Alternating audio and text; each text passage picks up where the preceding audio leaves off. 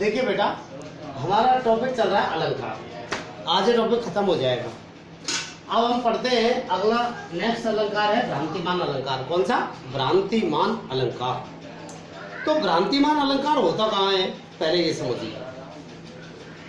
उपमेय और उपमान तो मैंने आपको उपमा अलंकार में, रूपक में, उत्प्रेक्षा में, इनमें आपको समझाया, ठीक है। तो जो है भ्रांतिमान अलंकार कहाँ होता है? जब उपमेय की विशेष समानता के कारण उपमान को ही उपमेय समझ लिया जाए। मतलब एक वस्तु की दूसरी वस्तु से समानता के कारण इस वस्तु को ही ये वस्तु समझ लिया जाए। ये उपमेय हो गया। क्या हो गया? उपमेय, ठीक है। और ये हो गया उपमान। तो जब उपमेय को ही क्या समझ लिया जाए, उपमान समझ लिया जाए। एक वस्तु को विशेष समानता कारण, कई बार हम रस्सी को जो है सब समझ लेते हैं। रात में मान लो जो प्लास्टिक की काली रस्सी आती है वो पड़ी हुई है और रात में हम देख लिए, हमने भ्रम हो जाता है, हमें ऐसा लगता है जैसे सर्प है। तो सर्प समझ करके हम, क्योंकि समानता के रस्सी में सर्प की समानता दिखाई देती है, तो हमें कुछ समय के लिए भ्रम हो जाता है, अस्थायी भ्रम। ऐसा जहां भ्रम काव्य में जो है उत्पन्न किया जाता है वर्णन से, वहां भ्रांतिमान अलंकार होता है, ठीक है ना। देख, काव्य में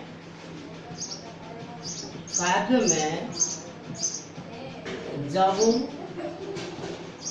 किसी विशेष गुणों की समानता के कारण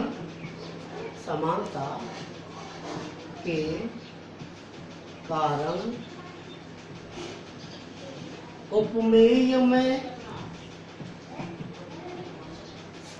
उपमान का भ्रम उत्पन्न हो जाए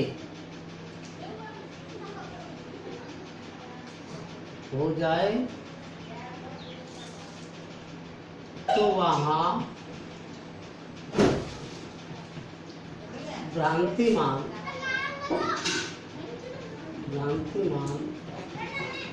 अलंकार होता है।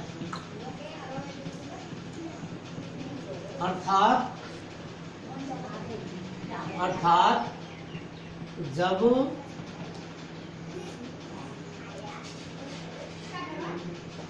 एक वस्तु को भ्रम से दूसरी वस्तु समझ लिया जाए,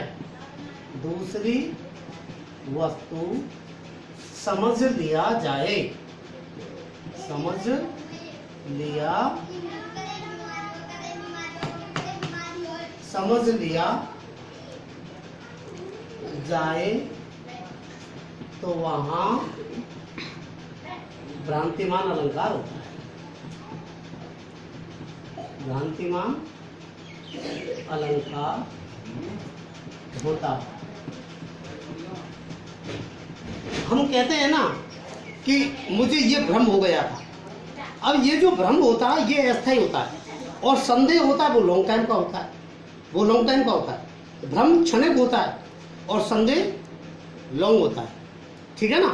तो इसी प्रकार से जहाँ क्षणिक भ्रम होता है, जैसे हमने जो है कई बार हम कहते हैं आँख के पेड़ को जो है लोग समझ जाए तो भूत है, समझ डर जाए, रस्सी को समझ जाए तो सर्प है। ऐसा जहाँ भ्रम होता है काव्य में, जहाँ इस प्रकार के भ्रम का वर्णन होता है, वहाँ भ्रांतिमान अलंकार होता है। तो देखिए, मैं जैसे एग्जाम्पल देखिए आप, जैसे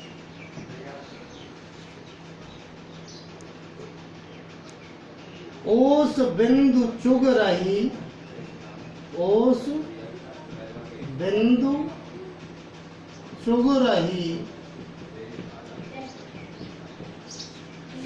हंसनी मोती समझ। अब आप देखिए, हंसनी को भ्रम हो गया ओस की बूंदों में, ओस की बूंद भी सफेद, ठीक है, और मोती भी सफेद। तो हंसनी को भ्रम किसमें हो गया? ओस की बूंदों में। किसका भ्रम हो गया? मोती का भ्रम हो गया। तो हंस मोती चुगते, तो हंसनी जो है ओस की बूंदों को मोती समझ करके चुगने लग गई। क्या समझ करके? मोती समझ करके चुगने लग गई, ठीक है ना। तो इस प्रकार से उसको जो भ्रम हो गया, तो अब काव्य में इसका इस प्रकार के उसका वर्णन है। जब इस प्रकार के उसका जो है वर्णन है किसको, तो इस प्रकार से जो है उसका वर्णन है भ्रम का। तो जहां इस प्रकार के भ्रम का वर्णन होता है वहां होता है कौन सा अलंकार? वो भ्रांतिमान अलंकार, ठीक है ना। तो ओस बिंदु चुग रही हंसनी मोती समझ, ठीक है। इसी प्रकार से आप दूसरा एग्जांपल देखिए। दूसरा एग्जांपल देखिए, नाक का मोती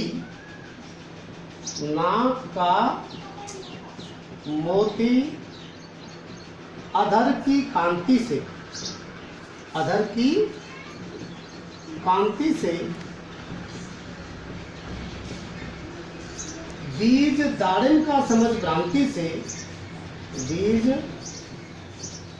दाड़िम का समझ भ्रांति से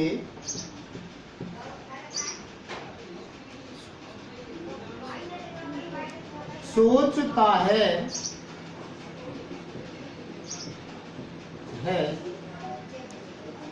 अन्य सुख यह कौन है? अन्य सुख यह कौन है?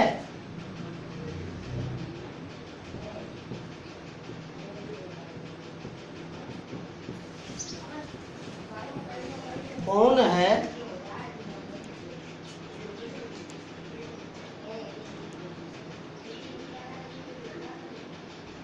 देख कर सहसा हुआ, देख कर सहसा हुआ सुख मौन है। इस प्रकार से होगा, देख कर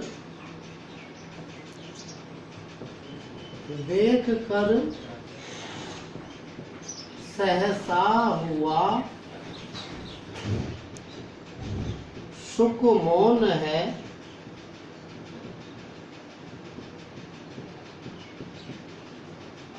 सोचता है अन्य सुख यह कौन है? अब आप देखिए, नायिका ने जो है अपने नाक में जो मोती, जो आभूषण पहन रखा है, उस आभूषण में मोती लगा हुआ है। क्या लगा हुआ है? मोती। अब जो मोती है वो सफेद है, लेकिन अब वो नाक में लगा हुआ है, उसके होठ लाल है। तो जो लाल होठ है उनकी चमक किस पर पड़ रही है? मोती पर पड़ रही है। अब मोती का कलर कैसा दिखाई देने लग गया? लाल, अनार के दाने की तरह। किसके दाने की तरह? अनार के दाने की तरह। अब जो है तोता ने उस नायिका को देखा, अब उसकी नाक कैसी? तोते के जैसी, और नाक में मोती। तो उसको, उस तोते को ये भ्रम हो गया कि ये दूसरा तोता कौन है जिसमें अपनी चोंच में जो है अनार का दाना दबा रखा है। क्या भ्रम हो गया? ये दूसरा तोता नाक का मोती अधर की कांति से, यानी नाक का मोती जो है होठों की चमक से, बीज दाड़िम का समझकर भ्रांति से, तो जो है अनार का दाना समझ करके भ्रम से, और देखकर सहसा हुआ सुख मौन। ये देख करके जो है सुख यानी तोता मौन हो गया, अचानक मौन हो गया। और सोच रहा है कि दूसरा तोता कौन है। क्या सोच रहा है कि दूसरा तोता कौन है। तो कुल मिलाकर के तोते को भ्रम उस नायिका की नाक में के कारण, नाक उसकी पतली अच्छी नाक को उपमा दी जाती है तोते की चोंच जैसी। कैसी उपमा दी जाती है, तोते की चोंच जैसी। तो उस नायिका की नाक पतली, उस पतली नाक में जो है जो मोती पहन रखा है, तो वो मोती उसकी होठों की लाली की चमक से लाल हो गया। वो ऐसा लग रहा है जैसे दूसरे तोते ने अपनी चोंच में अनार का दाना दबा रखा है। तो इस प्रकार से तोते को भ्रम हो गया। तो जहां इस प्रकार से एक चीज में दूसरी चीज का भ्रम उत्पन्न हो जाता है, वहां होता है कौन सा अलंकार, भ्रांतिमान अलंकार। Have you understood. आप समझ गए होंगे, समझ गए ना कि भाई जो है भ्रांतिमान अलंकार कहाँ होता है। तो इसी प्रकार से ये हुआ भ्रांतिमान अलंकार। अब आप देखिए भ्रांतिमान अलंकार में और जो है अब अगला नेक्स्ट अलंकार जो है वो है कौन सा, संदेह अलंकार। कौन सा, संदेह। अब पहले तो आप ये बात समझने का प्रयास करो कि भ्रांति में संदेह में फर्क क्या है। संदेह अलंकार,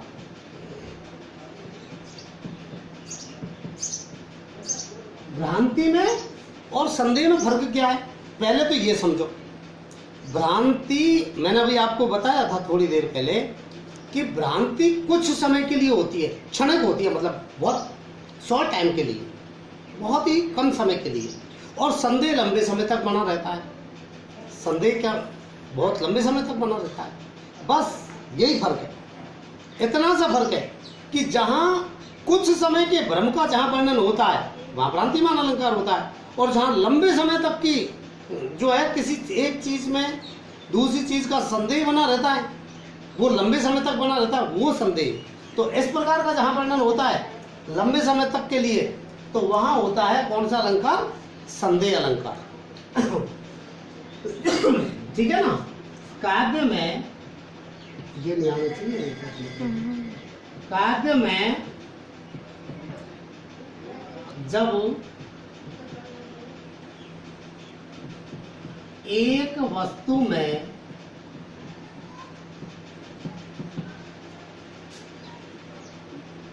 दूसरी वस्तु का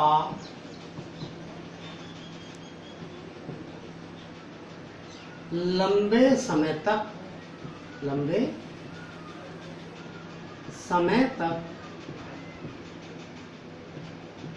संदेह बना रहे,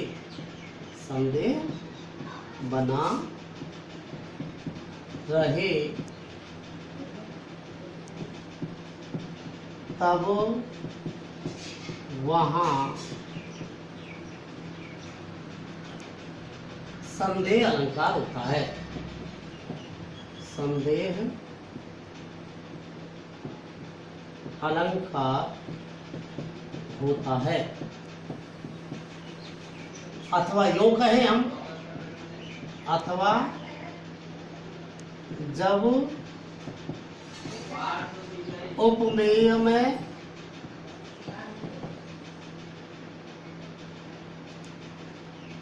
उपमान का या उपमान में उपमेय का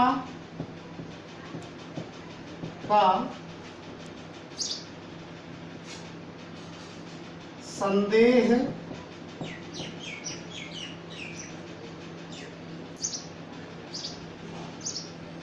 उत्पन्न हो जाए,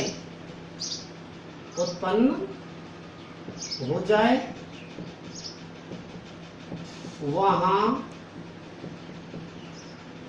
संदेह अलंकार होता है। संदेह अलंकार होता है। ठीक है। जैसे सारी विच नारी है कि नारी विच सारी है। सारी बिच नारी है कि नारी बिच सारी है, सारी है, सारी ही की नारी है, सारी,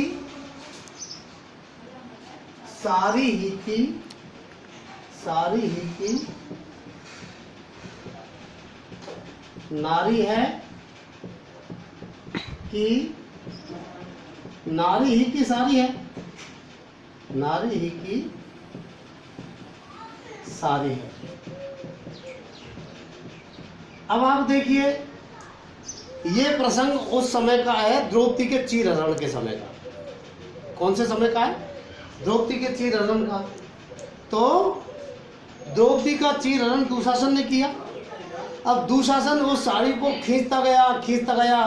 द्रौपदी ने जो है भगवान श्री कृष्ण से अपनी प्रार्थना की डोर लगा दी कि हे मेरे प्रभु मेरी इज्जत को बचाइए।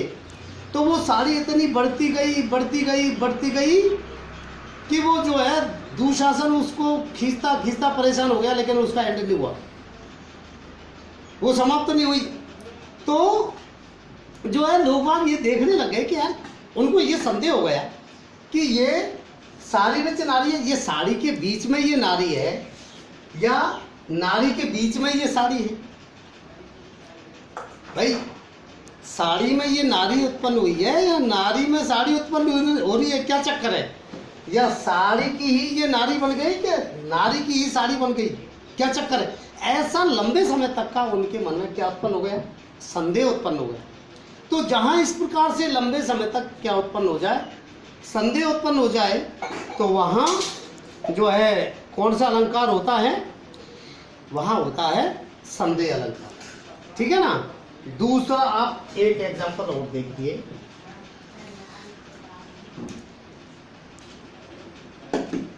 कहूं मानवी, कहूं मानवी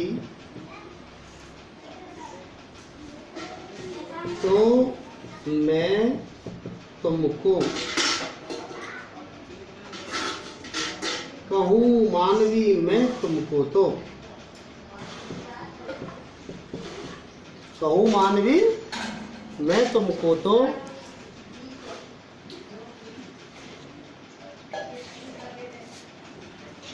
वैसा संकोच कहाँ, वैसा संकोच कहाँ।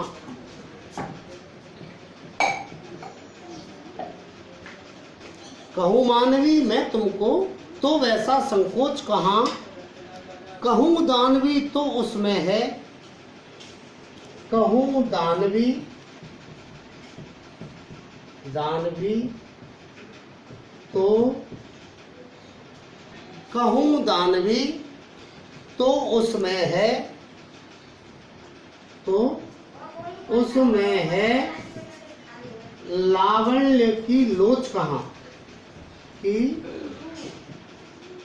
लोच कहाँ। तो लावण्य की लोच कहाँ, तुम्हें वन देवी समझू तो वह, वन देवी समझू तो वह होती है भोली भाली, होती है भोली भाली, भोली भाली। तुम ही बताओ अतः तो कौन तुम, तुम ही बताओ, बताओ अतः कौन तुम, तुम ही बताओ अतः कौन तुम।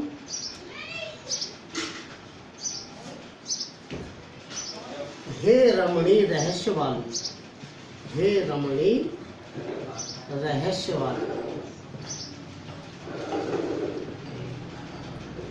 अब देखिए इसमें मानव का भी भ्रम हो रहा है उसमें, दानव का भी भ्रम हो रहा है और वन देवी का भी भ्रम हो रहा है, लेकिन सारे गुण उनके मौजूद नहीं।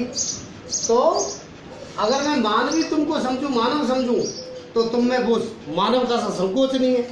अगर मैं तुमको दानव समझूं तो तुम में वो जो है दानव में वो कोमलता नहीं होती है जो तुम में कोमलता है। अगर मैं तुमको वन देवी समझूं तो वो भोली भाली होती है जो तुम नहीं हो। इसलिए हे रहस्य वाली स्त्री, तुम ही बताओ कि तुम कौन हो। तो ये जो है उस समय का है, सुपर्णखा के समय। तो इस प्रकार से जो है जहाँ इस प्रकार संदेह बना रहता है एक चीज में दूसरी चीज का, वहाँ होता है कौन सा अलंकार? संदेह अलंकार। भ्रांतिमान अलंकार में और संदेह अलंकार में केवल यही फर्क है कि भ्रांतिमान अलंकार जो है भ्रम कुछ समय के लिए होता है और संदेह लंबे समय के लिए होता है। ठीक है, तो आज आपका अलंकार का टॉपिक खत्म हो गया। Next topic next day, I mean tomorrow, कल।